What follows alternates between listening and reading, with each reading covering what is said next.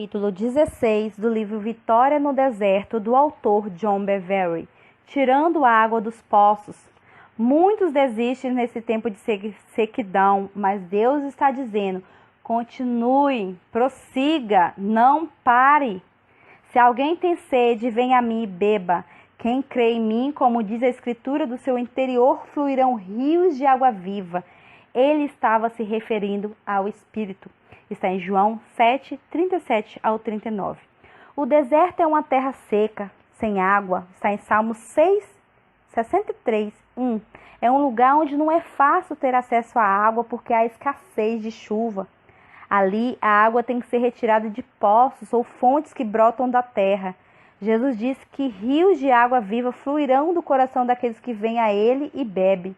No deserto, não experimentaremos uma chuvarada do Espírito de Deus, mas a água tem que ser retirada dos poços do coração. Neste lugar seco, é importante tirarmos a água refrescante do poço, da fonte ou poço de Deus. Jesus disse à mulher no poço de Samaria: quem beber desta água física terá sede outra vez, mas quem beber da água que eu lhe der nunca mais terá sede. Ao contrário, a água que eu lhe der se tornará nela uma fonte de água a jorrar para a vida eterna. João 4, do 13 ao 14. Repare que João, em 7,39, mostra que Jesus estava falando do poço-fonte como sendo o Espírito do Senhor e que rios, plural, não apenas um rio no singular, fluiriam em seu coração. O Espírito do Senhor se manifestava de várias maneiras. Isaías 11:20 mostrou alguma coisa das suas manifestações. O Espírito do Senhor repousará sobre ele. O Espírito dará sabedoria e entendimento. O Espírito traz conselho e poder. O Espírito que dá conhecimento e temor do Senhor. Ele é chamado de Espírito de sabedoria, Espírito de entendimento, Espírito do aconselhamento, Espírito do poder, Espírito de conhecimento e Espírito do temor do Senhor. Jesus disse, referindo-se ao Espírito do Senhor, que ele se manifestaria como rios de água viva. Significa que haveria um rio de aconselhamento, um rio de poder, um rio de conhecimento e um rio do temor do Senhor. Em Provérbios 18:4 lemos: as palavras dos homens são águas profundas, mas a fonte da sabedoria é um ribeiro que transborda. Sabedoria é um dos rios. Em Provérbios 16:22 diz que o entendimento é fonte da vida para aqueles que os têm, mas a insensatez traz castigo aos insensatos. Entendimento é outro rio. E ainda em Provérbios 25, da linguagem corrigida, João Ferreira de Almeida afirma: como as águas profundas é o conselho no coração do homem, mas o homem de inteligência o trará para fora. Aconselhamento é mais um rio. Esses poços residem no coração do crente cheio do Espírito, porque é ali que o Espírito habita. Contudo, somente o homem que entende os caminhos do Senhor poderá trazer para fora ou tirar a água desses poços. A palavra-chave para se entender os versos acima é tirar.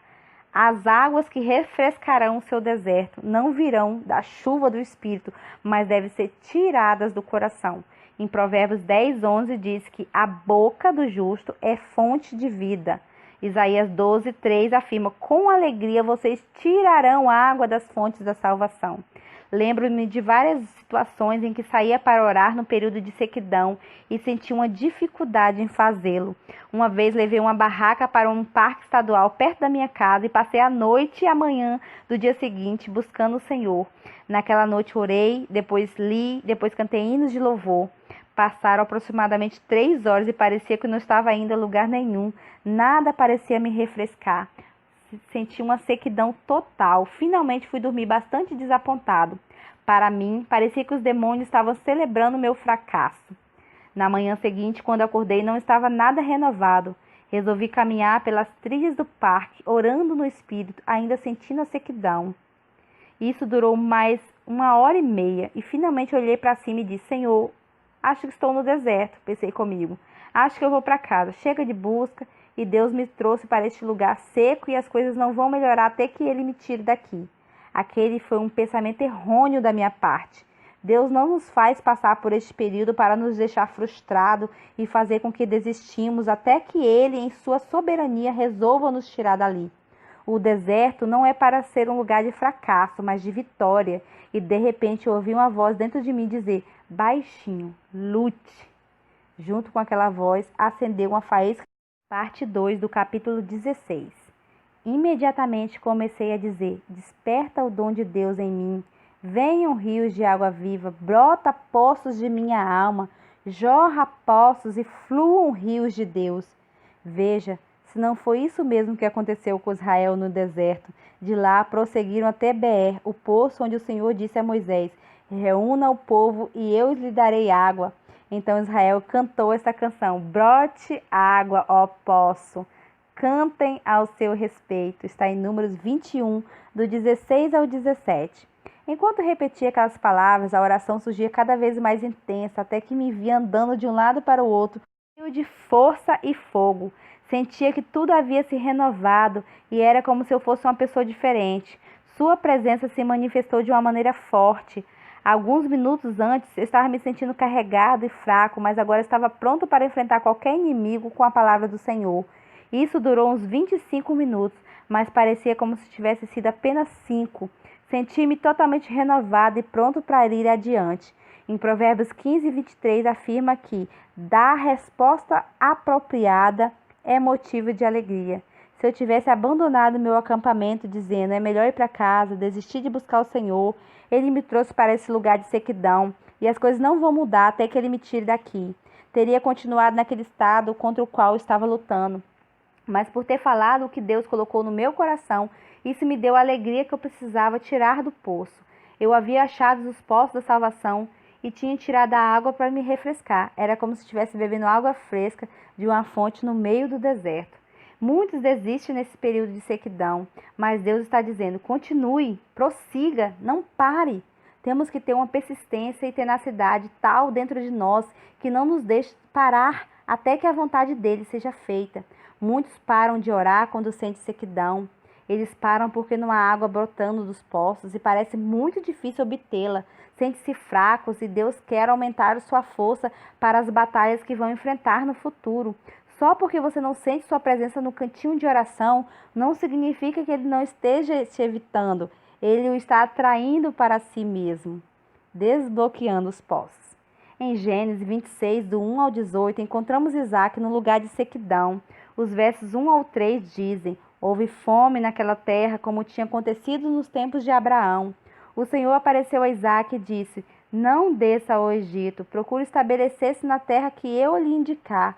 Permaneça nesta terra mais um pouco, e eu estarei com você e o abençoarei. Deus especificamente diz a Isaac para não fugir para o Egito, onde estaria confortável, mas que ficasse na terra para a qual ele o havia levado. Muitas pessoas, quando nos encontramos no lugar de sequidão, a primeira coisa que vem à mente é, vou sair daqui agora. E quando sentimos a sequidão no cantinho de oração, pensamos nas coisas que temos que fazer naquele dia e saímos. Se a igreja que frequentamos parece estar passando por um tempo de sequidão, pensamos, vou para outra igreja, tenho que ver o mover do Espírito de Deus. Ou se enfrentamos a sequidão na vida social, nos negócios, logo pensamos em partir para outra cidade, onde haja mais prosperidade econômica. Raciocinamos assim. Se ficar aqui, também vou ficar seco e nunca verei o plano de Deus se cumprir na minha vida. Nos Estados Unidos, muitos cristãos fazem exatamente isso. Vão de cidade em cidade, atividade em atividade, procurando encontrar uma igreja ou um trabalho onde não haja sequidão. Ao invés de cavarem poços e permitir que Deus os use para trazer o frescor para aqueles lugares de sequidão, partem à procura dos lugares fáceis. O que não entende é que em muitos desses lugares, Deus quer produzir a visão que lhe tem dado exatamente ali, naquele lugar seco. Não digo que esse seja sempre o caso. Algumas vezes Deus nos prepara para ir para um lugar novo, permite que o antigo seque. Deixe que o Espírito o conduza. Se ele não estiver dizendo nada, então fique e lute. Veja o que aconteceu com Isaac como resultado de sua obediência a Deus ao ficar no território da fome. Isaac formou lavoura naquela terra e no mesmo ano colheu 100 por 1, porque o Senhor o abençoou. O homem enriqueceu e a sua riqueza continuou a aumentar até que ficou riquíssimo. Possuía tantos rebanhos e servos que os filisteus o invejavam. Estes taparam todos os poços que os servos de Abraão, pai de Isaque, tinham cavado na sua época, enchendo-os de terra. Isaque reabriu os poços cavados no tempo de seu pai Abraão, os quais os filisteus fecharam depois que Abraão morreu, e deu-lhe os mesmos nomes que seu pai lhe tinha dado. Está em Gênesis 26, do 12 e do 15 ao 18. Terceira parte do capítulo 16. A água que ele precisava para suas plantações só poderia ser obtida se ele reabrisse os poços que seu pai havia cavado.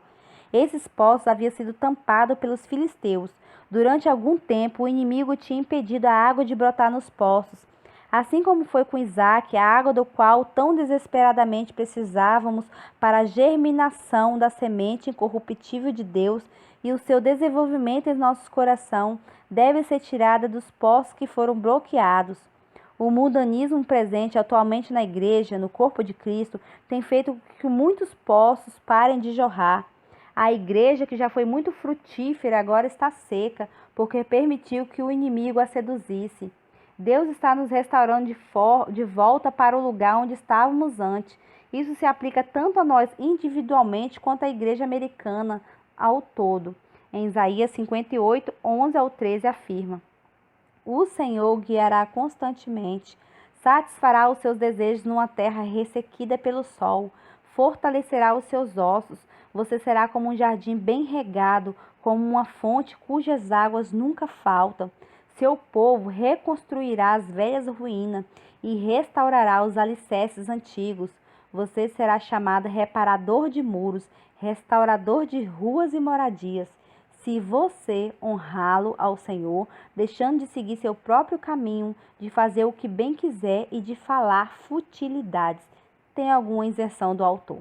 Assim como Isaque não buscou seu próprio interesse ou prazer, mudando-se para a terra de facilidade, nós também, se não quisermos fazer as coisas da nossa maneira, não buscando nossos prazeres, nem falando as nossas próprias palavras, mas honrando a Deus, seremos como um jardim regado, uma fonte de água viva, cujas águas nunca falham, e Deus levará a sua água viva para os lugares secos e sedentos através de seu povo. Deus está nos levando a cavar novamente aqueles poços que o mundo tapou. Mais uma vez afirmo que isso requer persistência, porque pode levar mais do que 1 hora para reabrir um poço, pode levar mais do que 2 horas, mais do que um dia ou mais do que uma semana. Você pode perguntar: quanto tempo irá levar? A resposta é: você não deve se importar com isso, basta apenas continuar cavando até a água minar. Muitas vezes não será feito com apenas uma reunião de oração. Você vai ter que voltar ao assunto da próxima vez em que estiver no seu cantinho de oração. Olha o que aconteceu comigo. Eu costumava orar todas as manhãs com um grande amigo. E quando estava morando em Dallas, no Texas, ele era um dos pastores da igreja e eu era auxiliar do pastor principal e sua esposa. Continuávamos nos reunir na sala às 7 da manhã. Orávamos no Espírito e poderíamos sentir que estávamos progredindo, mas muitas vezes o relógio marcava 8h30, uma hora em que deveríamos começar a trabalhar, e tínhamos que parar. Saímos frustrados, sem vermos nenhuma mudança, nada de água para refrescar a situação.